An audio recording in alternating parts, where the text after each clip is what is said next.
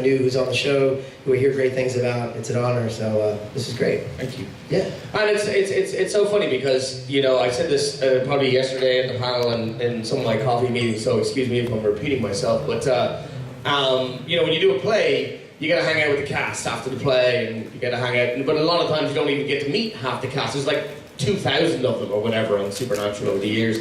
So coming and doing these kind of things, you get to hang out with all these people and share the experiences that they've had with everyone on the show. So to do something like Kings of Con would be awesome because it's the Supernatural family, which it's so much bigger than a hashtag and a moniker. It's like it's an amazing group of people. It really is. It's life-changing. Absolutely life-changing, yeah. Yeah? How you doing? Hi. Super fine, thank you. Super. So, I was going to ask you to do accents, but we called it that, I think. And I wanted to know... one of us did. Was that a bad thing? Sorry, Kings of Con, that part just got cut. I'm so sorry. I wanted it in, but but the network was like, meh, can't. Sorry. Budget cuts.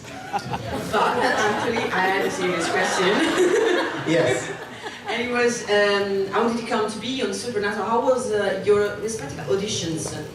How were they? Do you remember? I do actually, because it was one of those things where I auditioned for a producer and then the casting director. I don't even know which producer. I don't think they work on the show anymore. It could have been the writer. Anyway, a person I never quite saw again. But they put me on tape, so the tape was actually sent to the people making the decision. I just remember I made a choice and I didn't know if it was the right choice. I made Chuck a little bit drunk. And I didn't know if it was like the right choice, and it turns out it was, but it was one of those weird things when I got the call, like, yeah, you were cast off the tape. I was like, really? Okay. Wow, they liked it. Okay, great. And it was a one-off job. It was just supposed to be one episode, and then it's turned into this life-changing affair. But yeah, you're obviously, you know, that's the great thing as well about Supernatural. If you're good and you do a good job, there's always room to open up the part for more, like, you know. And the same with me. I was doing a gig and I only came available when the very last round of auditions for my character was. So I kind of slide in the back door, as it was. And I met Brad was there, and some of the writers and some of the execs were there, and the casting director. And just you make choices and you go in with it. I lived in London for a long time, so I had this kind of idea of this guy in my head. So. And then you get the call. It's always great to get the call, but again, you don't really know what you're signing up for until, even today. It's completely different than just doing a TV show, you know? who was the director of your first episode? Bob Singer. Yeah? Oh, great. I mean, he's the kingpin. Yeah. He's the godfather. Wasn't too bad. Yeah, it's great. He's so sweet. He's just so smart. Yeah, and he's... No, Bob wasn't. I tell a lie. Bob Watson? Bob was my second. It was Jack. It was, Bob wasn't. Yeah. I think said Bob Watson. Bob Watson? Yeah. Oh no, I'm Bob Watson. Bob Watson? Hello, Bob. Bob. Oh, my Bob! Yeah, I can't remember. Well, anyway, but you did work with Singer. I did work with Singer, yeah. He's so talented. He did this convention like 2 years ago. Oh, no way. Yeah, it was great. That's cool. Him and Eugenie were there.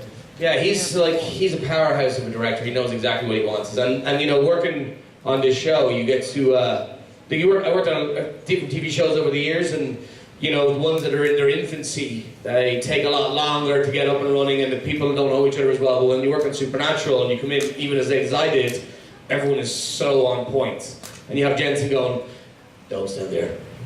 Why not? Because if you stand there, it'll take half the time.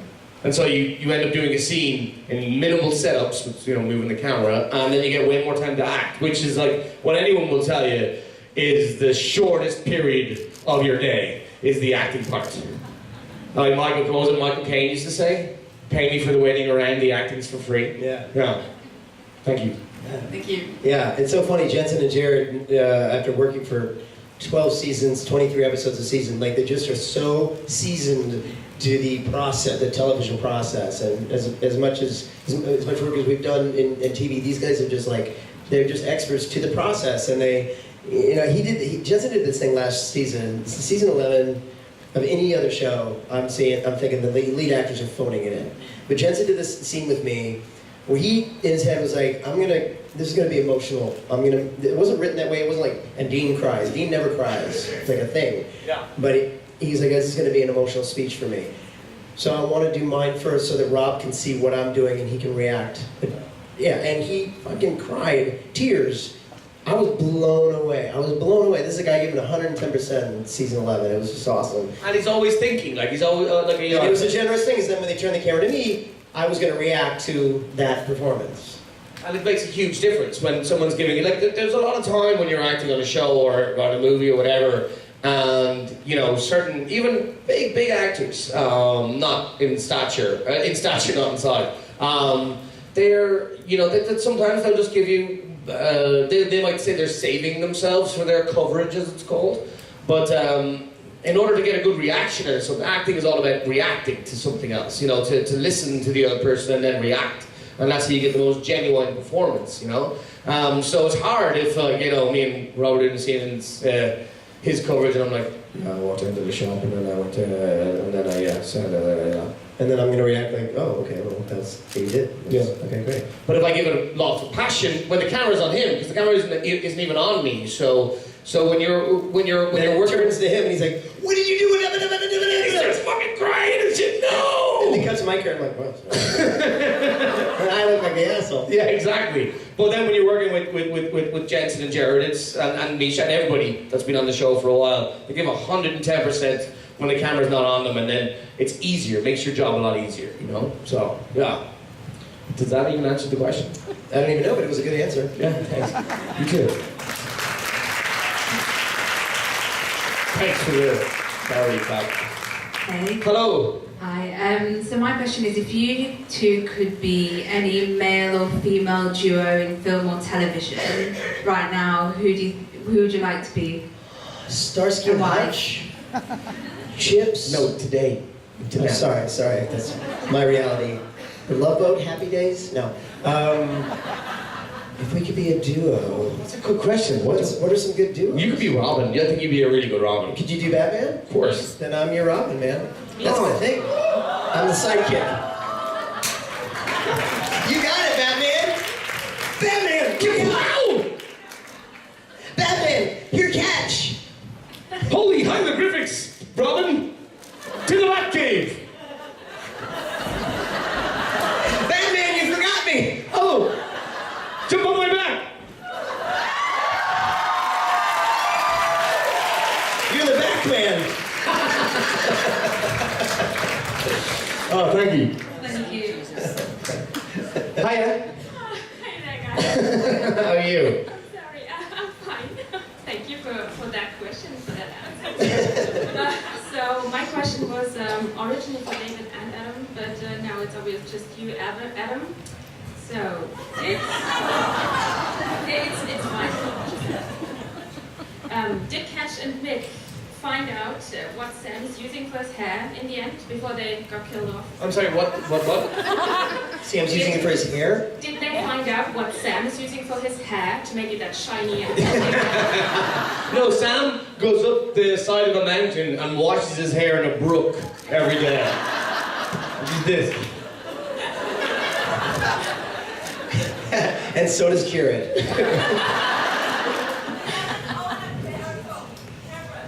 He doesn't own a hairbrush? No. But he gets, it's like a mane. He gets groomed. You know those brushes that they have for horses? When you He's got a groomer. and Jared's like, Her name's Elizabeth. She's lovely. he's a horse in so many ways. It's Jared.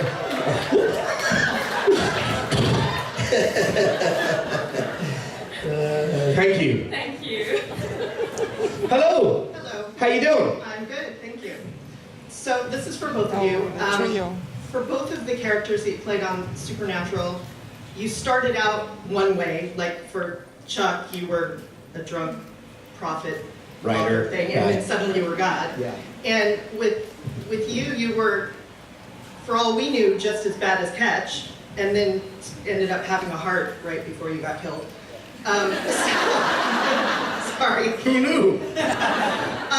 So how does it work when you start a character one way and then they're different at the end? I mean, for Rob, it was a long time, but do you know where they're going at the beginning, or do you have to totally change? No, it's a really interesting question. That's something that came up in my life recently because I'm a huge fan of The West Wing, and it's a great show. And then Joshua Molina, who's now in Scandal but was in The West Wing, he has this podcast he does called The West Wing Weekly, and I'm being such a nerd, I listen to it religiously.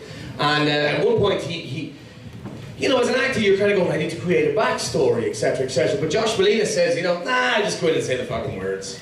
Just say the words. I'm not a better writer than Aaron Sorkin, so I'll go in and do it. And it kind of goes against a lot of what, you know, people that in his own cast would have said to, like Richard Schiff, who's also in the West Wing, would have created this massive backstory. But the danger with doing that with television is that you can kind of put yourself into a certain scenario.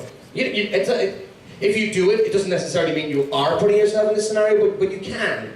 So the trick is to be as malleable and open to suggestion, because you never know. The writers don't even know. The writers look at your character, look how it's been responded to by the audience and stuff, and then they go, okay, he can do this, and he can do more of this. And obviously they thought Mick didn't have the ability to kill people, so whatever I was doing. So you just have to make sure that you're open to suggestion and open to change, and then, you know, looking back on something like Supernatural, you're kind of going, wow, like the character that I did create, by thanks to the writers and producers or whatever, really makes sense now. Yeah, I think that's kind of... Yeah, that makes sense. I mean, for me, you know, obviously when I started, Chuck was just the writer turned prophet, and then, you know, I never thought about the idea of him being God, but I did connect with the part of him that was like the Eric Kripke of the show, the creator of the show. And so, and obviously his love for the boys as characters he created. And so when my final episode in season 5, when it was like, it was kind of Eric Kripke's love letter to the show before Eric Kripke left, and then I vanished, and there was that sort of element. And then it was like, it was presented to me that I was God, and I was like, oh, okay, yeah, that makes sense. What I'm playing is right in tune with that, in terms of having that love for all these creatures I've created. You know, I get that. So again. You do look a little bit like God as well. Thank you so much. I don't at all. I mean, I guess the gray in the beard. But yeah, you know, it's a weird, like, having me as God, I think, is a weird sort of casting choice, but I think it's kind of makes sense, because the whole, if God was one of us sort of thing, needs to say me of all people. But I like that, and I like that, and I certainly, I can connect with love, and I connect with the characters on the show, and the idea that he's this creator. I really connected with that, so it was easy to sort of be open and go, yeah, okay, that's in there.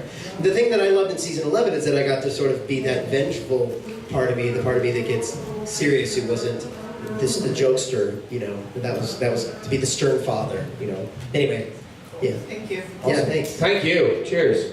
Good question. Hello. How are you? Hello, I'm fine. A little short for the mic. Yeah, welcome to the club. We've heard Rob sing, and you've mentioned that you can sing and hit all keys. There we go. So I wonder if you would give us a sample. That's totally of that. not what I said in my coffee language. What, That's like, literally the opposite of what I What said. song, like, what do you... Oh, then I heard it wrong. I'm sorry. What do Can you- you do it anyway, please? Is there an Irish...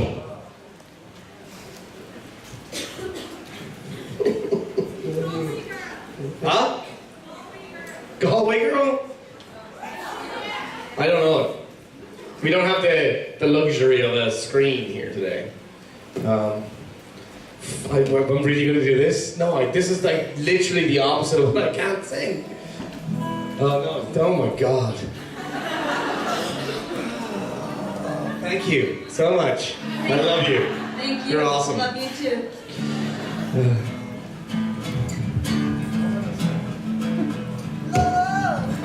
These guys are from Ireland. Good Bono? Yeah, I can sing. Yeah, you can sing. You're awesome. Yeah. No. Bono has a voice. The silence is really killing me. Okay. You know Black Velvet Band? How does that start? Black Velvet Band. Her eyes, they shine like diamonds. You think she was queen of the night. With her hair hung over her shoulder, tied up with a black velvet band. That's all I know. Yeah. Okay, one sec. Let me think. Thank you, love. It was Christmas Eve. No, that's Shane McGowan. He can also sing. Whiskey in the Jar. How does it start? As I was going over the Cork Kerry Mountain, I met with Captain Farrell and the money he was free. I first produced my radio and then produced my TV. Sit stand and deliver, for I am the gold receiver with your ring dum-a-doo-dum-a-dum. Whack for the daddy-o, whack for the daddy-o, there's whiskey in the jar. And the glass. Thank you. My concert is on Monday night. I'm replacing Jason Mullins. It's sold out, obviously. Ferguson Benedict. Thank you so much for that. I love you. We're gonna hit the road. How you doing? Oh, we're gone? I like in our band, I play we guitar, can but I go. don't actually play notes. I just beat it. That's what she said. That's what she said? Oh my god. Yeah. You know Krista, right? You will. You will Wow. soon know Krista. That's what she said. She's the funniest woman I know. Hello. Hi. How you doing? Fine, thank you. Awesome. Don't ask me to sing, please. And that's not from me. That's from everybody in the audience. So my question is just a curiosity for both of you, and which is your favorite Disney cartoons and your favorite character? Wow. Character in a Disney movie Yes. and favorite movie? Yes. And also the song. And favorite song? Yes. Aladdin, for sure. Favorite character? No, the Jasmine, for sure. What was the song? Not fantasy, but What's the song? I'm Aladdin, I got a bag. I got through the market and I steal lots of fruit. I fly on my carpet and I walk through the air, cause I am Aladdin and I'm cool. And I'm with Jasmine cause she's hot. And we are with each other. What's the song? Oh, new world, fantastic point of view. No one to tell you how, shut it down. I know the big whole new world with you. Don't you dare close your eyes. Don't you dare close your eyes. Like they're mad for a second. Don't you dare close your eyes. Don't you dare close your eyes. Jerk. Well, gosh, I like, who do I like? I like, what would be my favorite? Was it, no, not that one. I'm gonna do like Aladdin. Aladdin's great. I would say maybe Little Mermaid. And I liked all those characters in that. I like Under the sea. that guy. Under the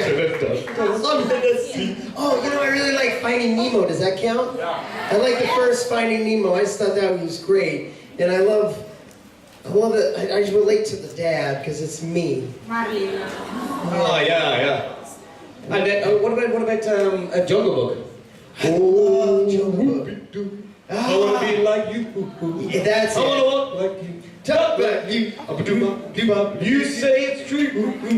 Everyone like me can learn to be like someone like you.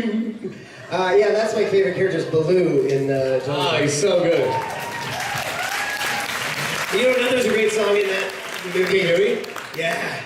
So great. I'm the king of the swing. Yeah. The jungle VIP. Yeah. I've reached the top and I have to stop and that's what's bothering me. So, oopie-doo.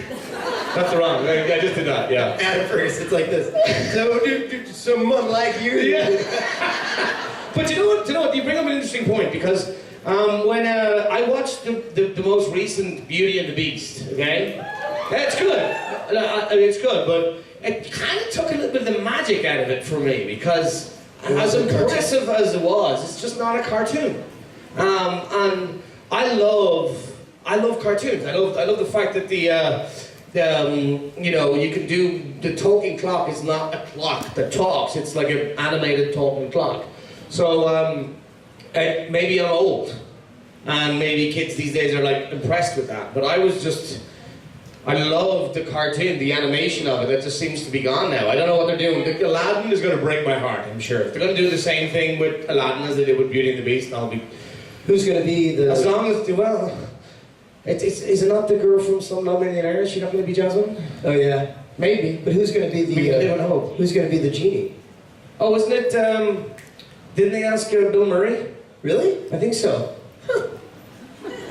Oh no, Will Smith. Will Smith. I think it was Will Smith, yes. I get them mixed up all the time. Really?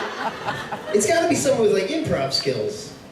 Bill Murray has improv skills, no? No, he does. It's just a different energy than Robin Williams was. It was Yeah. so amazing. Well, it's hard act to follow, really, Yeah, isn't yeah. it? You know? Yeah, I guess I was thinking someone like Eddie Izzard or something. Oh, that would be great. Awesome. Eddie Izzard. You know who Eddie Izzard is? Have you seen Dead Star Canteen?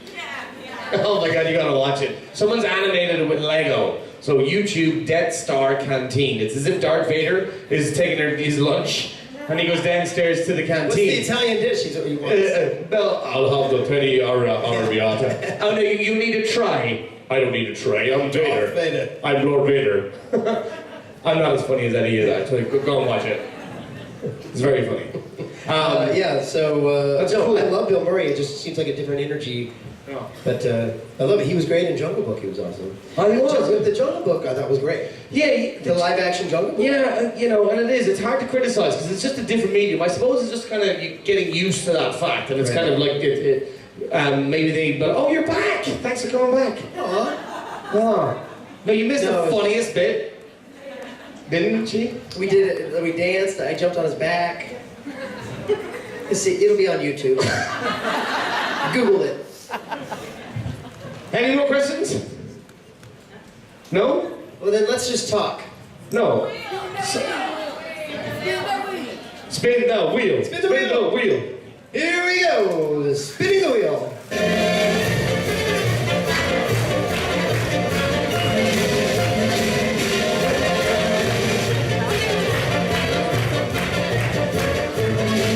Imitate someone else. We've done that already. Spin the wheel again. And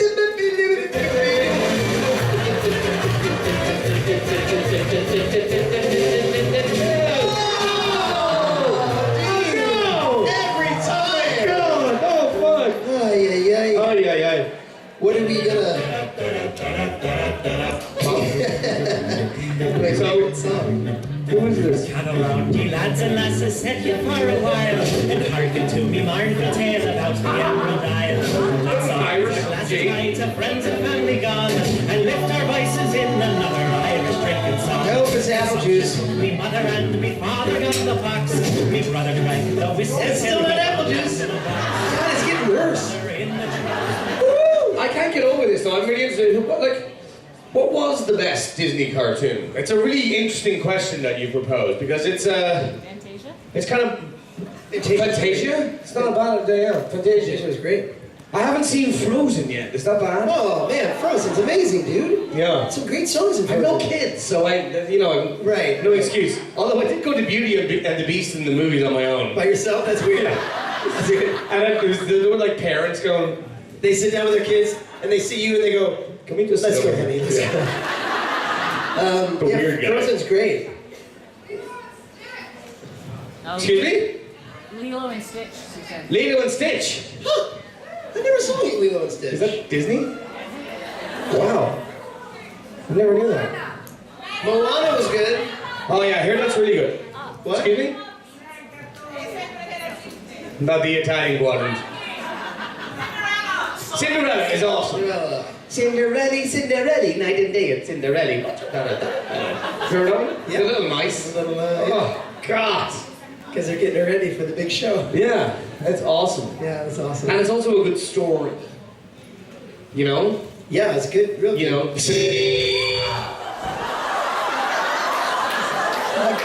Christ.